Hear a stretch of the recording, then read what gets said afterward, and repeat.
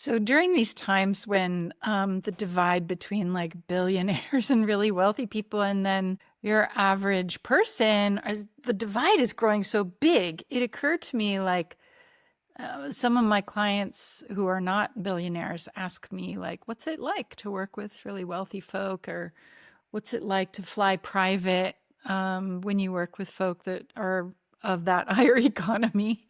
And I thought, it'd be fun to just get on here and share with you some of the insider information about what it's like to be on a private jet. Because honestly, there were three big surprises I had.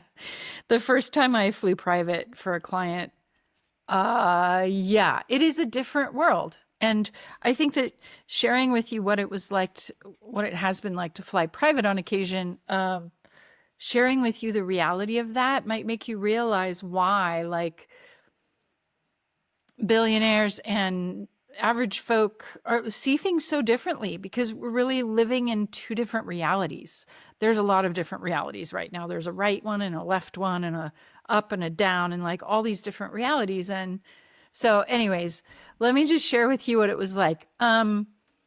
Here, I've got some photos that I can share with you. Here's a picture of the plane. This is the first time I was flown private by a client. So, you know, flying private, the first thing that really surprised me when I got on is that all of these seats in a little plane like this, in a small jet, they turn into real deal beds. Not just like lie flat if you're lucky enough to get an upgrade to business or first class, or if you have points, or if you actually buy business class, which now I'm a little spoiled on it.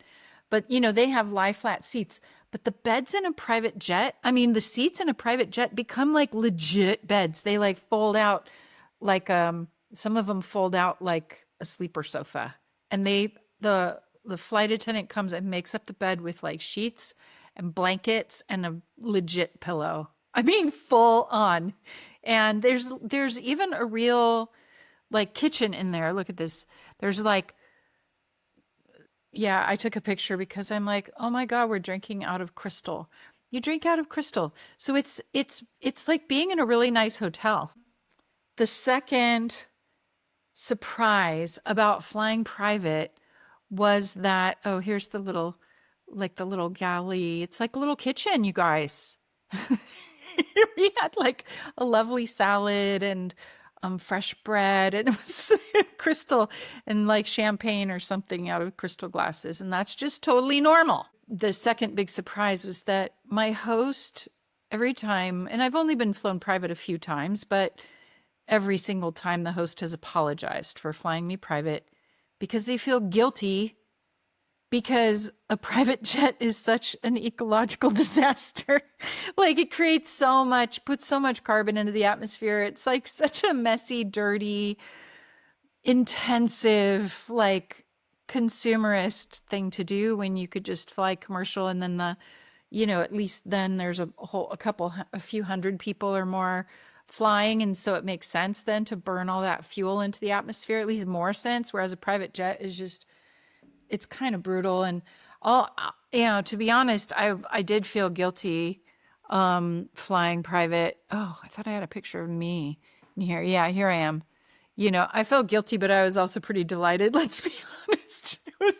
It's really fun. And so you wonder, like, how can people do such wasteful things? Well, it's the same way that we are like all ordering Amazon a lot, or we try to cut back on ordering Amazon, but then there's certain things you can only get on Amazon, and like then you're ordering it and all the waste and the packing material, and you think, well, what industry is putting into the earth is so much worse than anything I could do as an individual. And like, all of those excuses exist also for wealthy folk. And when you do have the ability to have this much luxury and fly, as you can see, there's just a couple people on this plane.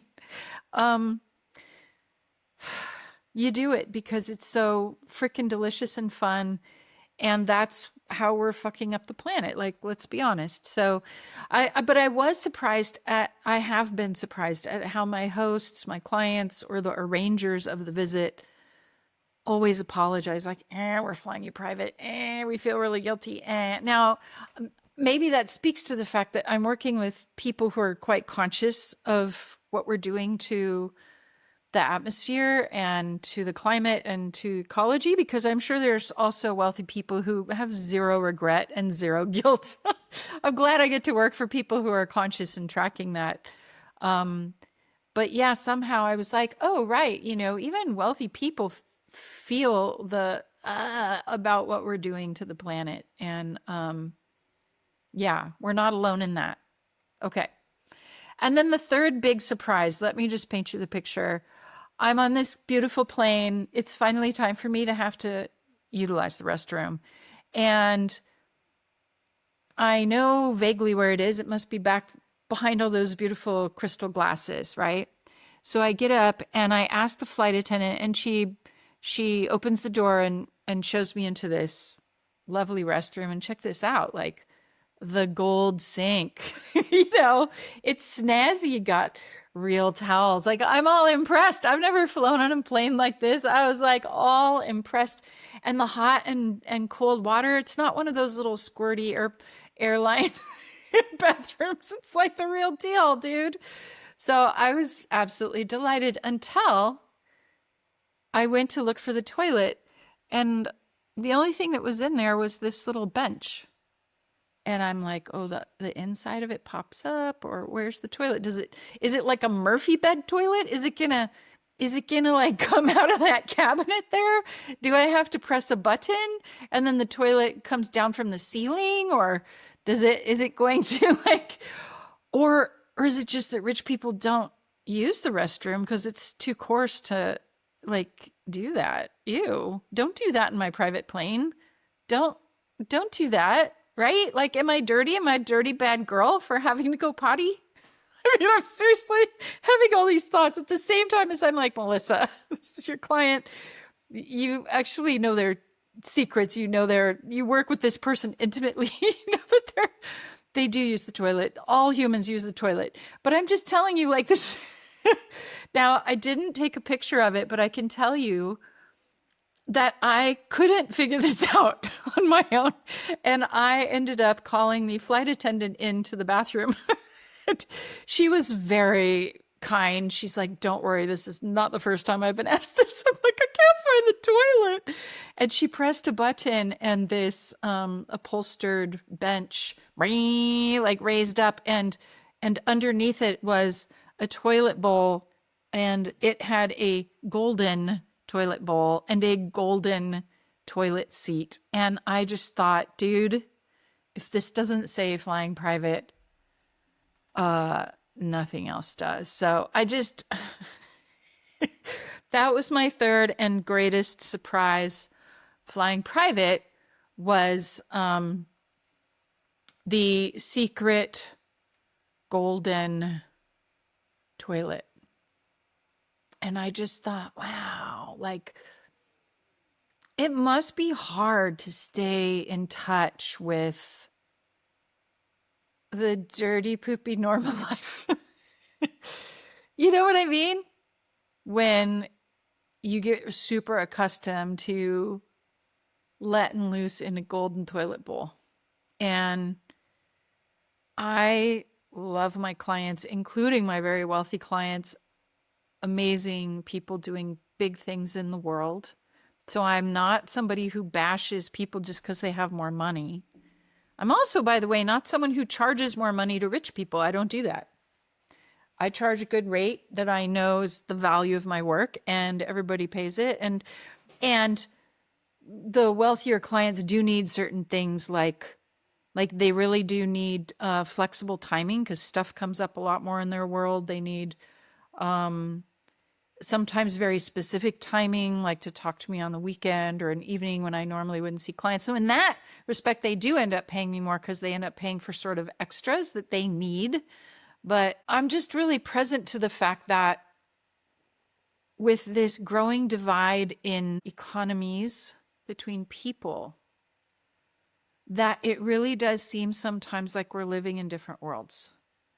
And I know that's the same for me too, when I have had guys working here who are experts in laying stone, and they happen to be from another country, and they're working and they're sending money back to their country. I make the assumption, I invite them to a party and I'm like, bring your wives. And they laugh and they're like, and they're kind of sadly laughing and they're like, we can't do that. And I'm like, why not? Because our wives are back where we come from. They're in another country with our kids that we don't get to see because we're here working, sending money back home. And then I'm just like, I live in such a different reality, right? Like I could have known that. I could have tuned into that reality for them. Anyways, um, just a little peek into how the rich and famous fly, darling, and recognition that hopefully can just also, build a bridge in our own minds. It's fun to fly private when I do, but it's not something I'm accustomed to all the time. And it did help me understand and find kind of common ground and more empathy, compassion, and understanding so that I can hold space for my clients who are living in a different economy than I am, and without being squeamish about it and just kind of noticing the differences. So, curious what this brings up for you. Feel free to leave a comment. Um, but I just had to show you the hidden golden toilet. I think everyone should see it. All right.